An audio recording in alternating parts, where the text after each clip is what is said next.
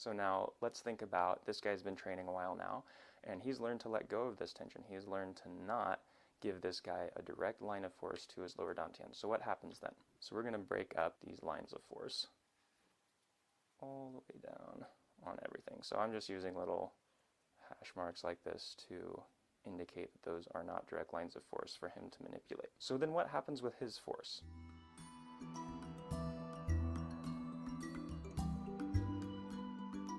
What happens is, as he gains body awareness, as he gains the ability to incorporate the Taiji principles into his body, he learns how to maintain alignment in his body so that this force that's coming in from his training partner here can be directed through his body, through his frame.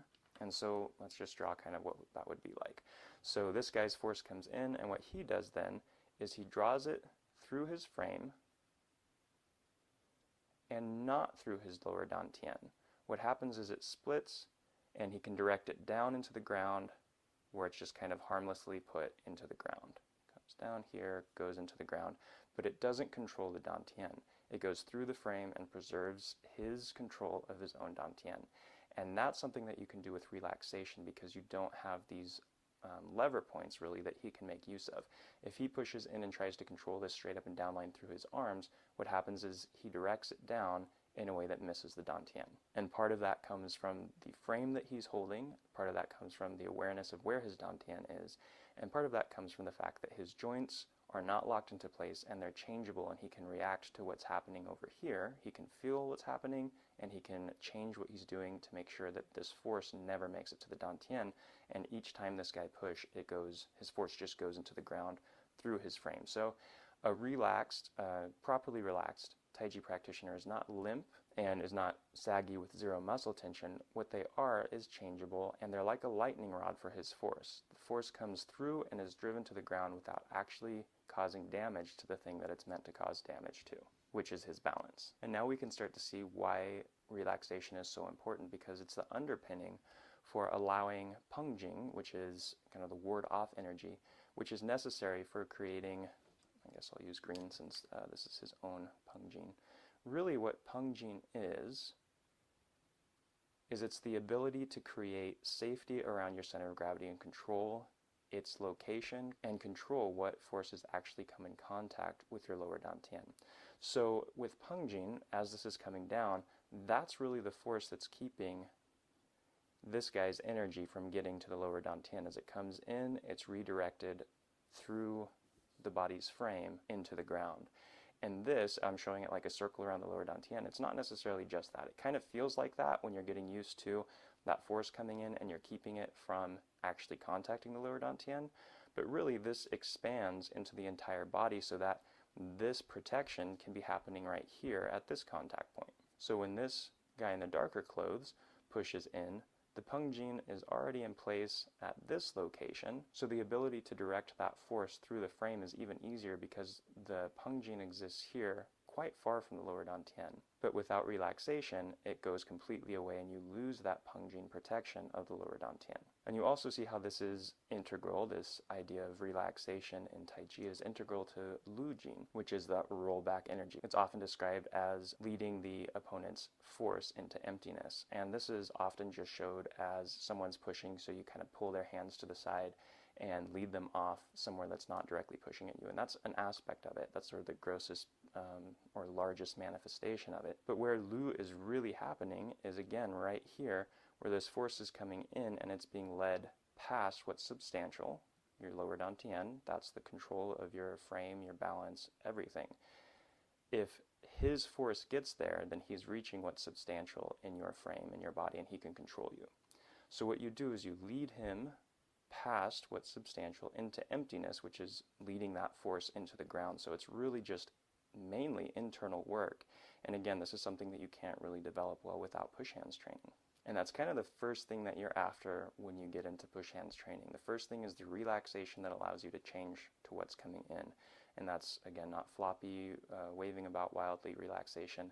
That is releasing excess tension all through the body frame and allowing the frame of the body to be the lightning rod for the force that's coming in. And while you're just working on that, you're going to find that your lower dantian is found quite frequently, and this guy's going to be able to get control of it quite frequently. As you get better at that, and you start to develop this sort of protective, outward, supportive force that creates a barrier between his force and your lower dantian, then you're going to find that it's going to be more difficult for him to actually gain control of it, but you're also going to find that you're still struggling to deal with the force that's coming in. That Peng gene creates the environment that's necessary for Lu to be created, which is where his force not only comes in and isn't quite getting to the lower dantian, but it's also going straight down into the ground, and it feels like less force, even if he's pushing harder.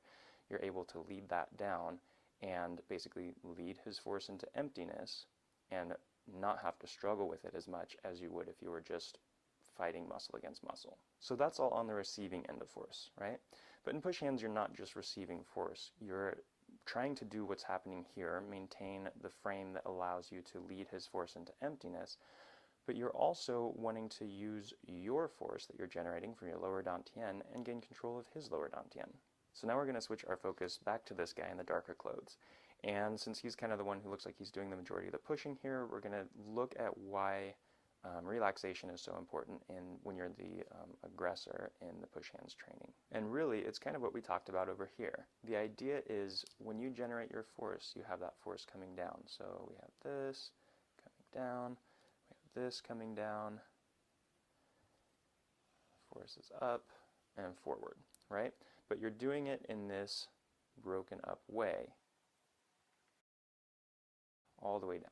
So what's happening is he's able to create these lines of force. And simultaneously, he's doing this in a way that's not locking him in, so that as force comes in over here, it can be led purposely through the spine and away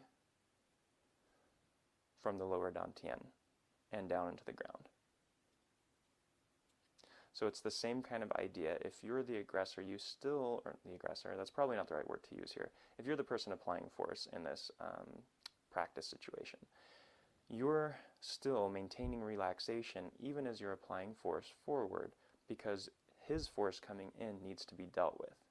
And you still have to keep your lower dantian safe. But you're still generating force from your lower dantian down into the ground and up into the opponent. So the number 2 reason that relaxation is so important in Tai Chi training is that it breaks the path that your opponent's force can follow into your lower dantian. And it basically creates a situation in your body where you act as the lightning rod for their force. So we talked about a slightly better way of describing Song, or relaxation in Tai Chi, which is the release of excess tension. The purpose of that is to allow you to be changeable so you can react, and not just react, but be more aware of what's happening in any situation and act accordingly to what's happening in that changing environment. So that's kind of the number 1 reason for it. And not necessarily number 1 reason of importance, but the first one that we discussed. The second reason for it is to prevent your opponent from controlling your own center and to neutralize what it is that they're what force it is that they're putting into your body trying to control your center. And again, I want to reiterate that the excess tension is what you want to get rid of. It's not a complete loss of tension through the body. You still need to maintain enough tension in your body to maintain a frame and to exert force from your lower dantian.